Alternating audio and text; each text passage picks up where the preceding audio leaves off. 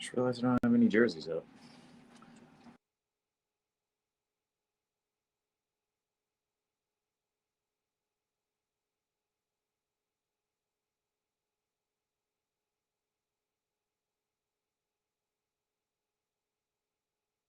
I ain't taking those from nobody. Your superstars have off games. Follow us on social media at Celtics Talk Weekly. What's going on, everybody? How are we today? Celtics Talk Jazz. Weekly. I know, Celtics Jazz. I accidentally deleted our background, so it's just us on a black screen today. Good. So that's gonna be that. Perfect. No Show's already starting off pretty well. How are we, everybody? Celtics Talk Weekly. Celtics play the Jazz tonight. Seamus, initial thoughts.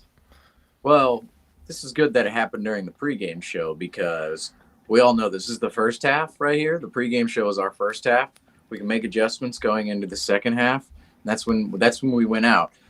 Initial thoughts though from tonight's game, or for tonight's game, I should say. The Celtics, this is not a game that they're favored in whatsoever. Right now, I believe the line is about -8 for the Jazz, so +8 for the Celtics. Jazz are 8-point favorites tonight. Both of these teams get after it defensively. However, the one spot in which this, obviously Vegas makes their picks off of the Utah Jazz offense is very potent, very high volume shooting team, shoots a lot of threes, makes a lot of threes, shoots it at a very high clip tonight. The Celtics don't match them offensively tonight. It's going to be a long night for the Celtics, especially on the road, especially out on the West Coast. And Utah, it's one of the more underrated places too. Altitude has a lot to do in Utah as well. We all hear about Denver. Utah as well. So the Celtics have to bring effort tonight, and they have to get after it on both ends of the floor to win tonight's game. Definitely. I'm really excited tonight. I feel like this is going to be a really, really good game. The Celtics always seem to play the Jazz really well. And, I'm excited to see what Tatum does tonight. He's going to have his work cut out for him if he wants to take home the W tonight. So, now that we have the Celtics, no Jaylen Brown tonight, which, both of us were kind of saying how, hey, there it is. I just found our background. So, as we were saying before about Jaylen. It only took the first quarter. It only took the first quarter for us to make adjustments. We're just that good. See, there you go. See, what would you guys do without us? Anyway, so better than you may, I guess.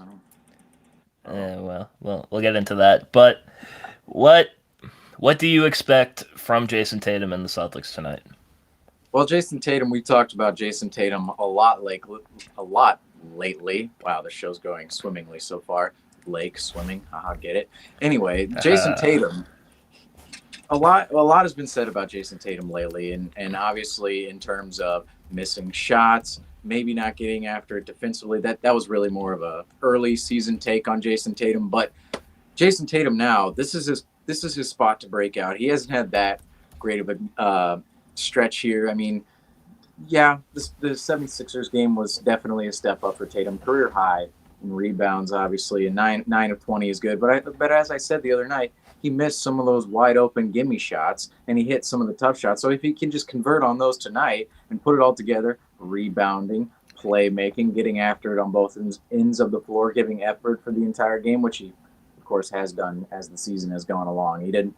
That was more, again, in the beginning of the season. However, tonight, Jayson Tatum, if he puts it all together tonight and during the stretch, especially in December, this is really the time to turn up for Tatum. He's shown signs of it, and he's getting certain parts of his game to the level he wants it at, and even further. However, he still has another level to go up to, and this would be the perfect stretch for him to break out, not only for him but the Celtics as well. Definitely. I'm really excited to see what Tatum does tonight. And we were talking about this before the show started, and we were talking about the last time the Celtics were on a 3-game stretch. Tatum, it was kind of his breakout. We had the stretch where it was Trailblazers, Lakers, and then Jazz, right? and was Tatum kind of Lakers, Blazers, Jazz, yeah. Lakers, Blazers, Jazz. And that was really when Jayson Tatum first started to emerge as this superstar talent that we've seen from him, as we've seen from him now as time kept going on. So I don't know what it is about the West Coast or this West Coast road trip that gets him really in the mood to be a superstar. But what now we do know that Jaylen Brown is out tonight. And I think he was listed questionable, but I also saw that he was out too. So I think he is out tonight. Yes. Now, now I'm assuming Dennis Schroeder is going to start in place of him. So what do you think the bench needs to do to step up to beat the Jazz?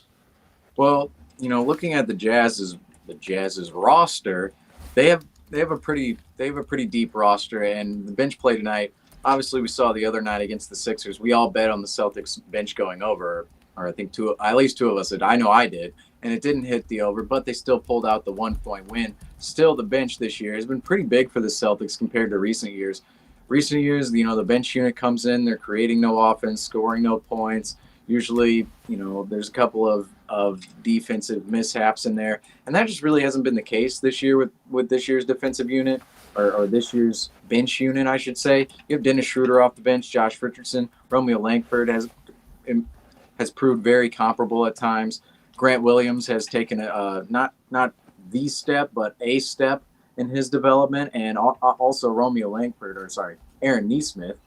I had Romeo in my head, but Aaron Nesmith, if he can come in also and bring the Celtics big minutes, same with Jabari Parker, he can score as well. So this bench unit, if they can bring in and they can come in and bring in big minutes tonight and score points. I mean, you look at this Jazz bench, Jordan Clarkson, Rudy Gay. I mean, he's still relatively fresh, just started his season a couple of weeks ago. Hassan Whiteside has always given us rebounding troubles in the past, and that's where, a matchup like Enes Kanter could come in. I didn't mention him. And so his freedom. Exactly. We're exactly right. And that's where you could see the Celtics bench unit coming in tonight and playing a big impact in this game, because the Utah Jazz, they score a lot of points in general, and when their bench is hot, like the other night against the Blazers where they took home a 22-point win, they can score a lot of points fast, and that bench unit, they come into the game, they can put up a lot of points on the board fast, and that's when you can see the rope going away from the Celtics. But if the bench steps up tonight, that's going to play out. That's going to change the complexity of the game. Definitely. And I mean, we've said this before, since Jaylen Brown is out, the Celtics have seemed to find a little bit of success when Jaylen Brown hasn't played. We had that stretch where Dennis Schroeder looked like he was going to be an all-star. Those few games that he played against Milwaukee, and I can't remember the game before that, but I remember he was going off for like 2 or 3 straight games. He was looking like the best player on the court. So I'm kind of excited to see what the Celtics do tonight. That leads us into our key matchup. Now, I mean, I don't think it's going to be a very positional matchup, but when you have two guys at the caliber of the play that these two guys can play at, our key matchup tonight is going to be Jayson Tatum versus Donovan Mitchell. Now, Seamus, what do you see in this matchup? Well, these two guys, we saw it 2 years ago, or I should say, it was about a year and a half ago when the Celtics visited Utah in February of 2020.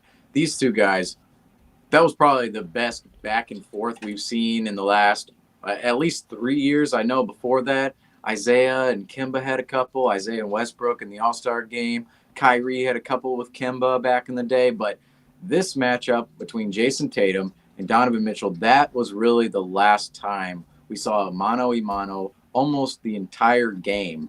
A matchup to where both guys are essentially putting the team on their back and leading them to victory. Obviously, they have great teammates on the side too, but if you look at their performances from 2 years ago, or 2 seasons ago, I should say, Jayson Tatum, 33 points and 11 rebounds. And then on the other side of the docket, Donovan Mitchell, he outscored Tatum 37 points, 5 rebounds, 5 assists as well. He played 35 minutes. Jayson Tatum, he played 38. And the Celtics, they pulled out that win, thankfully. And how great was it to be a Celtics fan in 2019-20?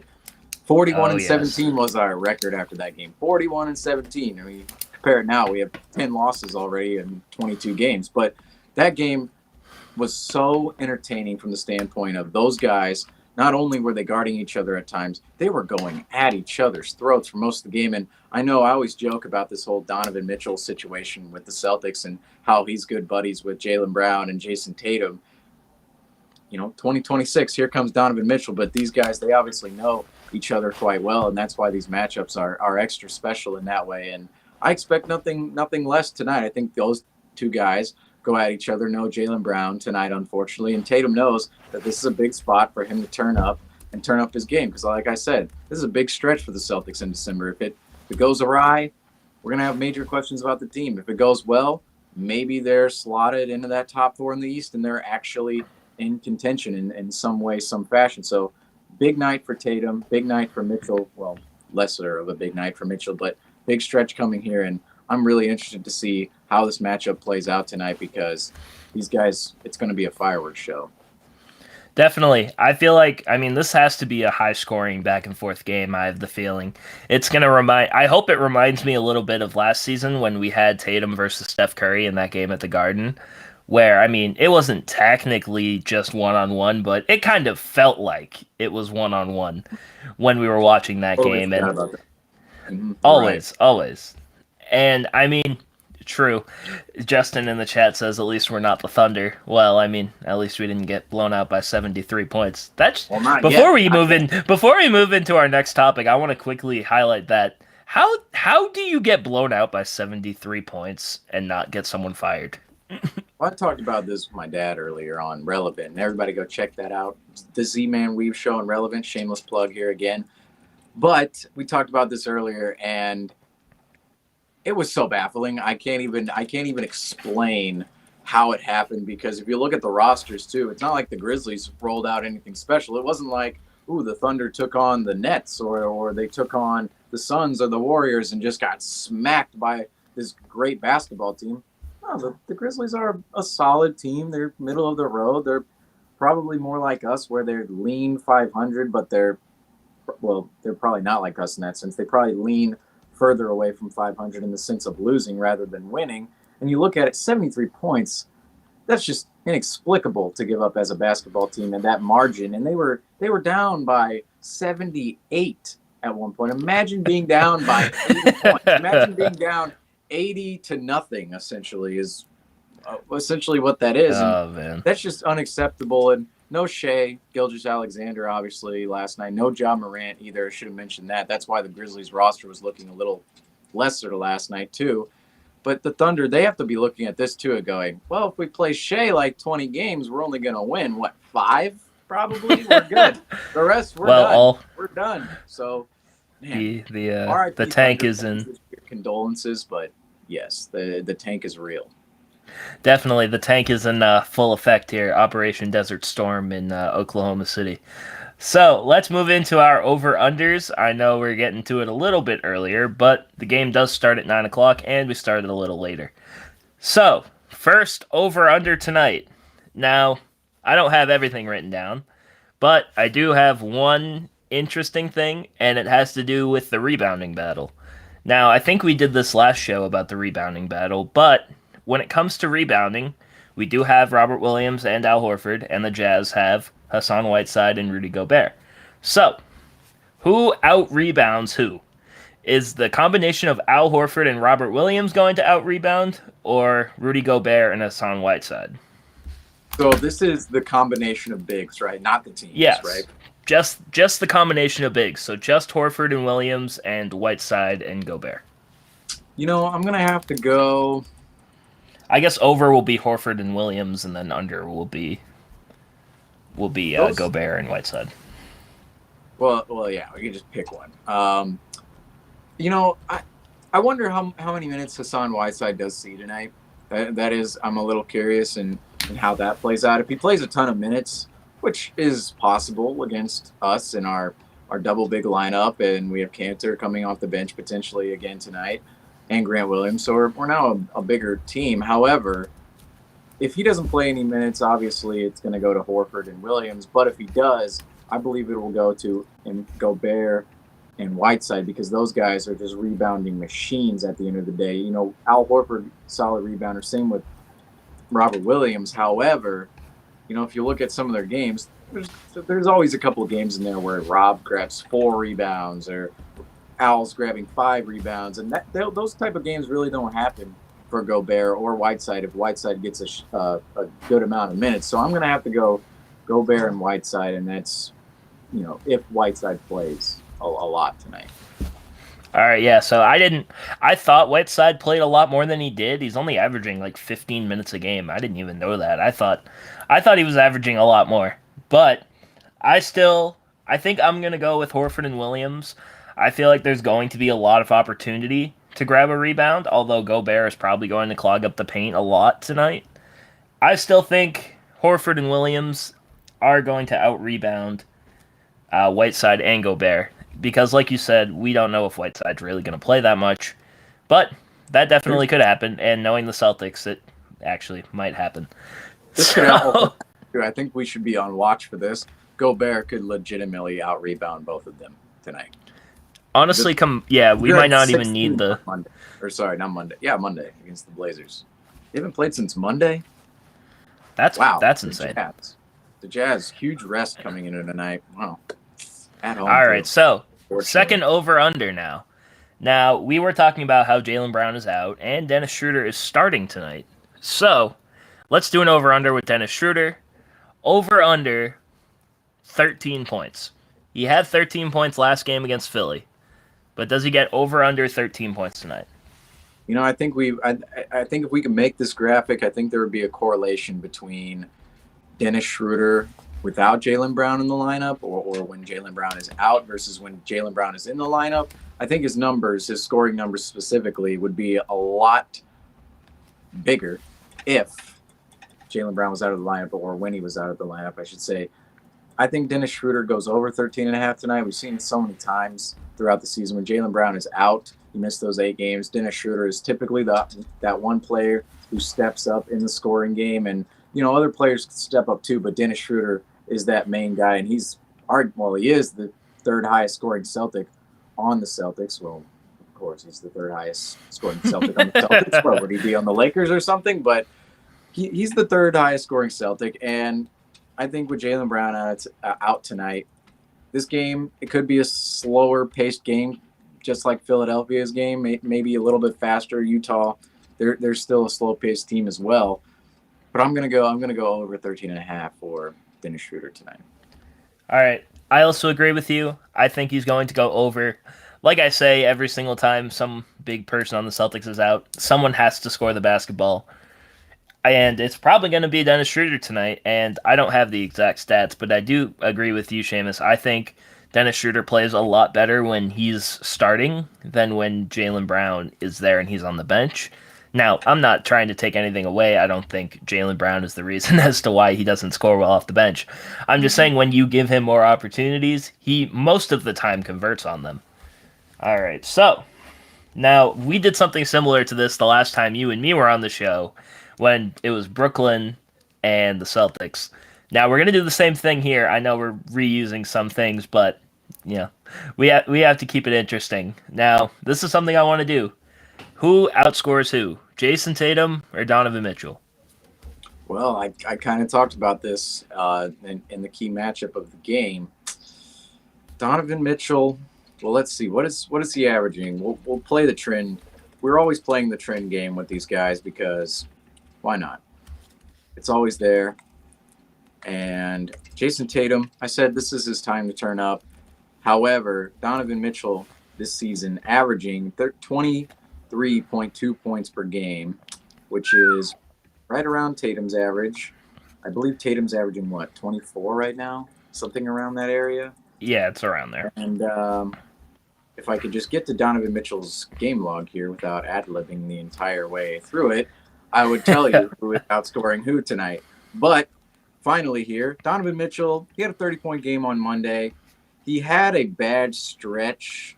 I shouldn't say bad, but a lesser stretch. It was bad. Okay, it was bad. It was a bad stretch last week where he had 18 points, 13 points, and 16 points, 3 straight games. And I believe he only shot around, it was around 27% during that 3-game stretch. However, he had that 30-point game on Monday, 3 of 8 from the field against the Blazers, from the 3-point line, 12 of 20 from the field. I'm going to go ahead and say, give me Tatum tonight.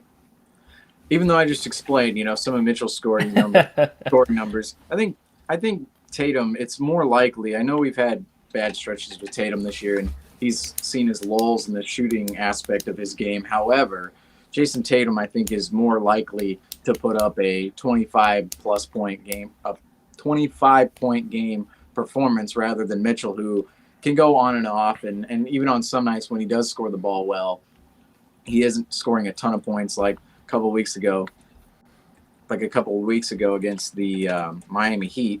Shot the ball particularly well, and he scored 22 points. So I think Jayson Tatum tonight, no Jaylen Brown as well, so he's missing one of his stars. I think Jayson Tatum outscores Donovan Mitchell tonight.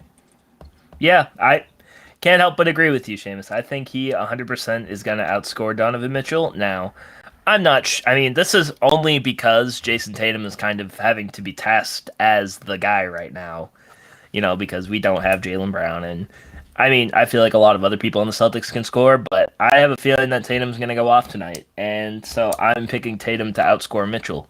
Now, this is a primetime game, so we do have an extra over-under for tonight. We'll stat pad our points in the month of December here. So, last over-under. Now, this is kind of interesting. Who gets more assists as a team? The Celtics or the Jazz? I'm going to go Utah. I'm a firm believer in the Jazz. Every year, this is the thing with the Jazz. The Jazz are becoming Milwaukee Bucks West, in a sense. Smaller market. They don't have a superstar necessarily. They have stars. They have two stars, Gobert and Donovan Mitchell. But one of their stars, Rudy Gobert in particular, has major questions surrounding his game and whether or not he can actually not take a team, but be a part of a team, be a big part of a team that makes it all the way to the NBA Finals and even wins the NBA Finals. We know this team is a really, really good regular season team, and the question with them every year is in the playoffs. However, I love this Utah Jazz team every single year, or for the last 2 years at least. Everybody knows how keen I was on them last year. They pass the ball a lot. They kick out for threes a lot. They have a lot of ball movement around the perimeter to find open threes, and I think they're going to win the assist battle tonight. Let's see. What is our stats here? Because I just kind of want to look at the stats. So Boston is 23rd in the league at 22.5 assists per night. And Utah is actually 25th in the league with 22. Now, that's really his low stats, for them. They were I know. I up kind near of. they were ranked first for a majority of the season last year in field goals made that were assisted and percentage of field goals made that were assisted. So volume wise, they were assisting more than any team last year. I believe they'll still get back to that level, but yeah, 25th in the league at 22 assists per game this year. You're right. Yeah, so they're pretty evenly matched when it comes to the assist battle. I thought the Celtics are going to go off tonight. I feel like Jayson Tatum's going to go off tonight. So I'm going to take the Celtics in the assist battle. Now, that 1/2 assist doesn't really mean much in the long run, but I think I'm going to take the Celtics. At the end of the game when we when by one, it's determined by one assist. All right. So when that happens, you guys will definitely be able to see it on the post game show. Now we're kind of coming up to our time here. We got about 2 minutes until tip off. What is your key to the game tonight when it comes to the Celtics playing the Jazz?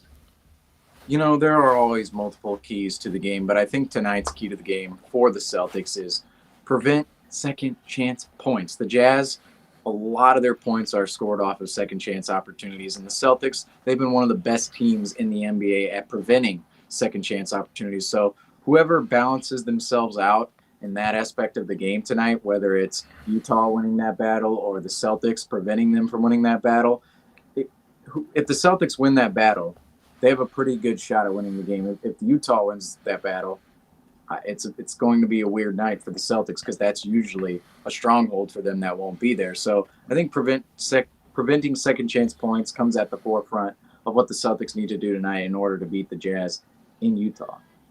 Definitely. And now, hitting wide open shots is always a key to the game of mine. But for my key to the game, I feel like they're going to have to get hot early. I mean, the Celtics, now, they didn't have a great shooting performance last game against Philly, and they didn't score the most amount of points they've ever scored before in a season.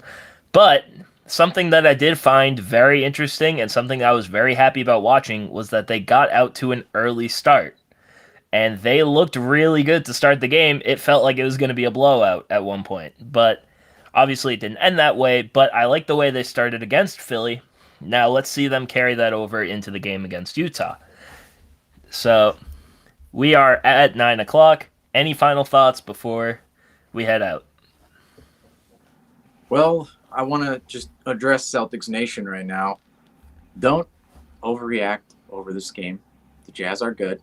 Okay, the Jazz. We've had a lot of troubles with the Jazz in the past. I'm not trying to be, Debbie Downer here, but this is a team that we match up fairly terribly against. And if we lose tonight, it's okay. It's okay. We got another one tomorrow against the Blazers. Much easier opponent. It's okay. Move on. Put it behind us. I know I'm already giving us the loss. Apparently, I'm not guaranteeing the loss though. 6-2 this year. That would be something. I guarantee a loss. I know. Would that be a win or a loss if you guaranteed the loss? I think it would be a win. It would have to be a win because I got it right? Because if you get it right. Yeah, I guess so. All right. Anyway, but I'm just not expecting a ton out of the Celtics tonight. Okay, go Celtics, but the Jazz are really damn good. Definitely. And like you said, Seamus, Celtics are 1-5 the last 6 games that they've played against the Jazz. Now, my final thought that I want to say is we got a pretty interesting quote from a Gary Washburn article, and it was reposted on Dan Greenberg's Twitter. And it says, Jayson Tatum, for a 23-year-old two-time All-Star, there may not be a more criticized athlete in this market than Tatum. If he says how elite he wants to be, he's considered selfish. If he takes questionable shots, he has Kobe-itis. If he doesn't shoot enough, he's not being aggressive. If he scores 50, he's consumed with his numbers, not team success. Now, I really like that quote because it kind of does show that are we on Tatum a little too much? I mean, do we expect a lot as Celtics fans? Yeah, we do expect a lot as Celtics fans, but he is only 23 years old. And the fact that he hasn't even hit his prime yet, and we're talking about him as he's in the prime of his career is pretty remarkable in my opinion. So I really want to see what Jayson Tatum does tonight. I hope he proves all of his doubters wrong. He's must be vibing to that new Polo G song that came out that he mentioned in. I saw he posted it on the story. So thank you everyone for watching. Wait a minute before we Seamus go. got one more thing. Tatum is on the precipice of finally getting over 40% field goal percentage this season. He's at 39.7. We're going to see him go over tonight. We're going to see him go over more than 40% shooting tonight. 45% for his career. That's why we're getting on Tatum this year. He's going to get over that mark tonight. 40% for Tatum. Not guaranteeing it, but I'm saying he might do it. Anyway. All right. Well, we're not going to take that as a guarantee, but we do guarantee you guys that we will be here after the Celtics game ends. It might be a stream at 1 a.m. It might be a stream at 11 o'clock p.m. So it doesn't really matter to us. We will be here covering the Celtics no matter what time, no matter what happens. So thank you everyone for watching. Make sure you follow us on social media at the Celtics Talk Weekly on Instagram, Twitter, TikTok, any other social media. We're on it. You guys should follow. Thank you again for watching, and go Celtics. Cue that music.